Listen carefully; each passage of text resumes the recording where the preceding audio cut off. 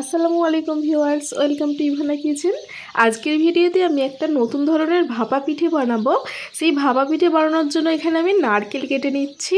আর নারকেল না দিয়েও আপনারা এই ভাপা পিঠেটা করতে পারেন, শুধু যে গুড় পাওয়া যায় গুড় দিয়েও বানাতে পারেন। এটা এই নারকেল ছাড়িয়ে নিয়েছি, এবার এটাকে আমি ফাটিয়ে নেব। খেজুর গুড়ের যে চাপ পাওয়া যায় এবং ভেলি গুড় পাওয়া যায় আর তালের গুড় পাওয়া যায়, ওই সব গুড় দিয়ে ওই পিঠেটা বানাতে পারেন। আর আমি এখানে নারকেল যেহেতু আমার হাতের কাছে আছে, তাই আমি নারকেল দিয়ে বানিয়ে নিচ্ছি। নারকেলগুলো ভালোভাবে কুড়ে নিলাম। কুড়ে নেওয়ার পরে এই নারকেলগুলো আমি একটা পাত্রে রেখে দেবো। এই নিচেতে একটা কিছু বিছিয়ে নিয়েছিলাম, পাতলা চিক ছিল তাই জন্য দেখা যাচ্ছে না। আর এইদিকে আমি আলু চাল ভিজিয়ে রেখে দিয়েছিলাম 700 গ্রাম। এটা প্রায় আমি 1.5 ঘন্টা ভিজিয়ে রেখেছিলাম। এবার এটাকে আমি সিলে বেটে নিচ্ছি। এখানে আমি কম চাল নিয়েছি তাই জন্য আমি সিল নোড়াতে বেটে নিচ্ছি। বেশি যদি চাল হয় আপনারা মিক্সচারেও বেটে নিতে পারেন। এবার আমি এগুলো বেটে নিচ্ছি, একটু টাইম লাগে বাটতে। বাটাটা ঠিক এরকম হবে, দেখুন খুব একটা আটার মতো মিহি হয়ে যাবে না, সুজির মতো হয়ে থাকবে এরকম অবস্থায়। এবার আমি নামিয়ে নিচ্ছি। এরকমভাবেই আমি সেম পদ্ধতিতে সব কটা বেটে নেব। আপনাদের হাতের সামনে যদি আলো চাল না থাকে তাহলে আপনারা গোবিন্দভোগ চাল এবং নর্মাল যেই চালের ভাত রান্না হয় সেই চাল ভিজিয়েও রেখে এই পিঠাটা বানাতে পারেন, খুব মজার হয় খেতে। এখানে দেখতে দেখতে আমি সব কটাই চাল বেটে নিয়েছি। এবার এই বাটা চালের মধ্যে আমি দিয়ে দিচ্ছি লবণ।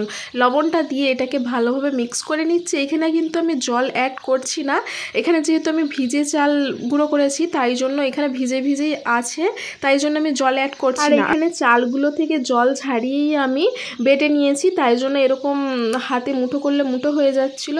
আপনারা কিন্তু জল ছাড়িয়ে অনেকক্ষণ রেখে দিলে চালটা, তারপরে এই গুঁড়োর মধ্যে অল্প একটু জল দিয়ে একটু ঝুরঝুরে টাইপের বানিয়ে নিতে হবে, ওতে লবণ মিক্স করে তারপরে এরকমভাবে চালতে হবে, যেন হাতের মুঠো করলে আটাটা মুঠো হয়ে যায়, আবার ভাঙলে যেন ভেঙে যায়। এখানে আমি সবকটা চাল একটা চালনির মধ্যে সবকটা চেলে নিয়েছি। যে জায়গার মধ্যে আটাটা চালতে হবে সেই জায়গার ফুটোটা একটু বড় বড় চাই। আমার কাছে খানপোষ ছিল, আমি খানপোষ দিয়েই চেলে নিয়েছি। আপনাদের কাছে যদি বড় ফুটো ফুটো ঠেকা থাকে বা চুবড়ি থাকে সেই চুবড়ির মধ্যেও চেলে নিতে পারেন, তাহলে ভালোই হবে। আর এইখানে আমি একটা কড়ার মধ্যে আমি নারকেলের পুরটা বানিয়ে নিচ্ছি। নারকেলের পুরের মধ্যে আমি দিয়েছি চিনি আর খেজুরের গুড়। এখানে গুড় দিয়ে পুরটা বানালে খেতে অনেক মজার হয়, তাই জন্য আমি গুড় দিয়েছি। আপনাদের কাছে গুড় যদি না থাকে স্কিপও করে যেতে পারেন, তবে ঠান্ডাকালে সবসময় সব জায়গাতেই গুড় পাওয়া যায়। আর এখানে আমি নারকেলের পুরটা রেডি করে নিয়েছি। এবার এটাকে আমি নামিয়ে নেব। এই নারকেলের পুরটাকে আমি প্রায় 5 মিনিট ধরে ফুটিয়ে ফুটিয়ে একটু অল্প জল দিয়ে ফুটিয়ে ফুটিয়ে এটা শুকনো হয়ে গেলে এটাকে আমি নামিয়ে নিচ্ছি। নারকেলের পুরটা তো এখানে রেডি হয়ে গেছে। এবার আমাকে মেন কাজটা করে নিতে হবে। এখানে এরকম সাইজের একটা হাঁড়ি নিয়েছি, আর এই হাঁড়ির মধ্যে একটা সাদা রুমাল বেঁধে নেবো। আপনারা যে কোনো সাদা কাপড়, পরিষ্কার কাপড় বেঁধে নিতে পারেন। এইটা ভালোভাবে বেঁধে এই রুমালের যেগুলো ঝুলে থাকবে সেগুলো একটু ভালোভাবে সেফটি করে মুড়ে দিতে হবে যাতে পুড়ে না যায়। এটাকে এবার আমি বসিয়ে দিচ্ছি আগুনের মধ্যে। এর জলটা আমি ততক্ষণ ফুটতে দেবো, এদিকে আমি পিঠেগুলো বানাবো।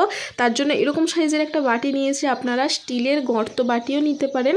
আমি খুব একটা বড় সাইজের পিঠে করব না বলে এরকম সাইজের একটা বাটি নিয়েছি। এতে একটা লেয়ার দিলাম চালের গুঁড়ির। এবার চালের গুঁড়ির লেয়ারটা দিয়ে একটু জেকে জেকে একটু সেট করে দিলাম। তারপরে এর মধ্যে নারকেলের পুরটা দিয়ে দিলাম। নারকেলের পুরটা অল্প দিতে হবে, নাহলে কিন্তু পিঠেগুলো যখন তুলবেন ছেড়ে যেতে পারে। এবার এর মধ্যে ওপর থেকে আরও কিছুটা চালের গুঁড়ি দিয়ে দিলাম, দিয়ে একটু চেপে চেপে সেট করে নিতে হবে, একটু চাপতে হবে। আর এবার এটা আমি হাঁড়ির মধ্যে দিয়ে দিচ্ছি। দেখুন কত সহজেই উঠে যাচ্ছে। অনেকের এরকমভাবে পিঠে করতে গেলে ছেড়ে যায়, কিন্তু এটা ছাড়ছে না, দেখুন কত সুন্দরভাবে হচ্ছে। একটা উঠে গেছে, আরও একটা করে দেখাচ্ছি। একটু দেওয়ার সময় একটু চেপে চেপে দিতে হবে হাঁড়ির মধ্যে, তাহলে খুব সুন্দরভাবে হাঁড়ির মধ্যে ওটা পড়ে যাবে। এমনভাবে আমি আরও একটা বানিয়ে নিচ্ছি। পিঠেটা বানানো অনেকটাই সহজ, আর আপনারা ঠিক এরকমভাবেই বানাবেন। এইখানে আমার সেজমা আমাকে একটু হেল্প করে দিচ্ছিল। এটা আমি যখন হাঁড়ির মধ্যে দেবো তখন একটু চেপে চেপে দিতে হবে, তাহলে বাটির মধ্যে থেকে খুব ভালোভাবে পড়ে যাবে। একটু চাপতে হবে, নাহলে ওর মধ্যে দিয়ে যে জাঁকা হচ্ছে তাহলে তো বেরোবে না। যদি হালকাভাবে চেপে দেওয়া হয়, একটু সাবধানের সঙ্গে চাপতে হবে। দেখুন এটাও খুব সুন্দরভাবে বেরিয়ে যাবে। একটু লেট হলো কিন্তু বেরিয়ে গেছে। আর এই যে কোণগুলো ভেঙে যায় ওগুলো কোনো প্রবলেম না, আর সকলের সঙ্গে এগুলো হয়, কোণ ভেঙে যায়। এবার এটাকে আমি 5 মিনিটের জন্য ভাপিয়ে নিয়েছি। ভাপাতে হবে একটু টাইম নিয়ে, 2 মিনিট ভাপালে কোনো দিনও হবে না এই পিঠেটা, 5 মিনিট ভাপিয়ে নিতে হবে। এখানে রেডি হয়ে গেছে এটা। আমি এরকমভাবে আরও কয়েকটা করে নিই। এখানে আমি যেমন হাঁড়ির মধ্যে সাদা কাপড় বেঁধে করছি, আপনারা চাইলে মোমো যাতে বানানো হয় ফুটো ফুটো জাম বা বাসনের মতো, তাতেও এগুলো করতে পারেন একটা কাপড় দিয়ে, তাতেও খুব ভালো হয়। এতে আমার সুবিধা হলো, তাতে হলে একটা একটা করে উঠতো, এতে 3টে 2টো করে উঠছে, তাই এতে টাইমও কম লাগবে, তাই আমি এই পদ্ধতিটা ইউজ করছি। আপনারা চাইলে মোমো যাতে বানানো হয় ফুটো ফুটো জাম, ওর নাম আমি জানি না, তাতেও বানাতে পারেন। আমাকে বাংলাদেশ থেকে আগের ভিডিওতে একজন কমেন্ট করেছে, আপু আপনার কি বিয়ে হয়ে গেছে? না আপু, আমার এখনও বিয়ে হয়নি। আর একজন বাংলাদেশ থেকে কমেন্ট করেছে, আপু আপনার ভিডিওটা অনেক ভালো লাগে। থ্যাংক ইউ আপু। এখানে পিঠেগুলো সব রেডি হয়ে গেছে, আমি দেখুন ভেঙে দেখাচ্ছি কতটা শক্ত হয়েছে, ঝরে ঝরে পড়ছে না। ভিডিওটা ভালো লাগলে লাইক করে দেবেন। Thank you.